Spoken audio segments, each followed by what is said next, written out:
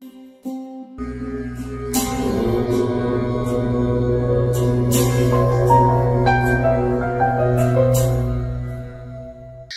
గురుభ్యో నమః. హరి ఓం. ఎందరో మహానుభావులు అందరికీ నా నమస్కారాలు. వాస్తు వాస్తవం, జ్యోతిష్యం నిజం అనేటువంటి నినాదంతో మనం ముందుకు వెళ్తూ ఉన్నాం. ఆ క్రమంలో ఈరోజు మనం తెలుసుకునేటువంటి విషయం ఏమిటంటే, వాస్తు శాస్త్రానికి అంత పవర్ ఉందా, వాస్తు శాస్త్రానికి ఎంత ప్రభావం ఉంది, లేదా వాస్తు శాస్త్రానికి ఎంత పవర్ ఉంది, అంత పవర్ ఉందా, ఎంత పవర్ ఉంది? అవును, శాస్త్రం లేదు అనేటువంటి వారికి ఆ శాస్త్రమే ఒకనాటికి శస్త్రమై ఛేదించక మానదు. అంటే శాస్త్రాన్ని నమ్మిన వాడు బాగుపడతాడు, శాస్త్రాన్ని నమ్మని వాడు చెడిపోతాడు. అది నగ్న సత్యం. ఎందుకంటే మంచి ఎవరు చెప్పినా కూడా వినాలి, ఎందుకంటే ఆ మంచి ద్వారా మంచి జరుగుతుంది కాబట్టి. చెడు ఎవరు చెప్పినా కూడా వినకూడదు, ఎందువలనంటే ఆ చెడు వలన అనర్థాలు జరుగుతాయి కాబట్టి. సో ఈ వీడియోలో వాస్తు శాస్త్రానికి ఎంత పవర్ ఉంది అనేటువంటి విషయాన్ని మనం గ్రహిద్దాం. ఈశాన్యం జననాన్ని కోరితే నైరుతి మరణాన్ని కోరుతుంది. ఆగ్నేయం అనారోగ్యాన్ని కోరితే వాయువ్యం వేద్యాన్ని కోరుతుంది. ఇది మీకు తెలుసా? ఈశాన్యం జననాన్ని కోరితే నైరుతి మరణాన్ని కోరుతుంది. ఆగ్నేయం అనారోగ్యాన్ని కోరితే వాయువ్యం వేద్యాన్ని కోరుతుంది. వేద్యం అంటే గొడవలు. అలాగే వాస్తు శాస్త్రానికి సంబంధించి ఏ దిక్కులకు సంబంధించి అయినా సరే,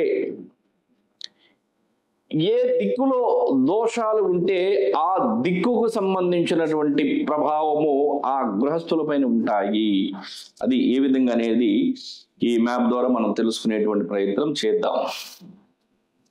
తూర్పు పడమర, ఉత్తరం దక్షిణం, ఈశాన్యం నైరుతి, ఆగ్నేయం వాయువ్యం.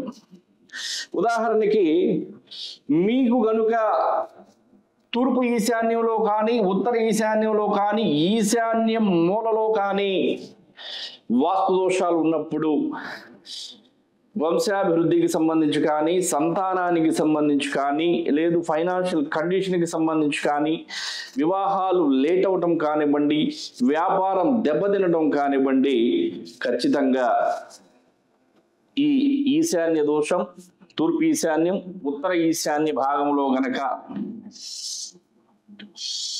మీకు దోషాలుంటే ఇలాంటి పరిణామాలు జరుగుతాయి.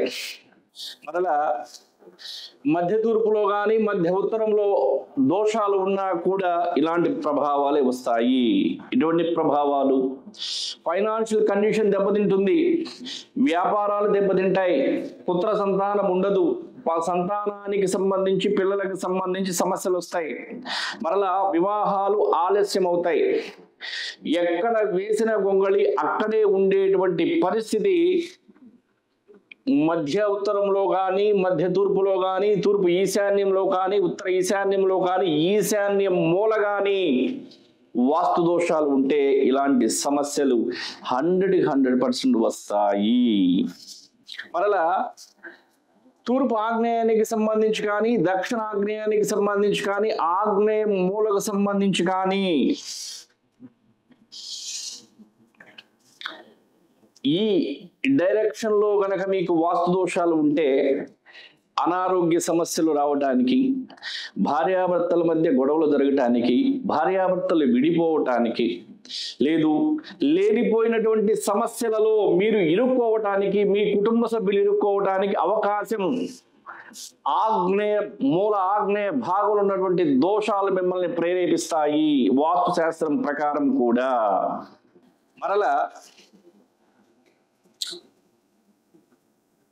దక్షిణ నైరుతికి సంబంధించి కానీ, పడమర నైరుతికి సంబంధించి కానీ, నైరుతి మూలకు సంబంధించి కానీ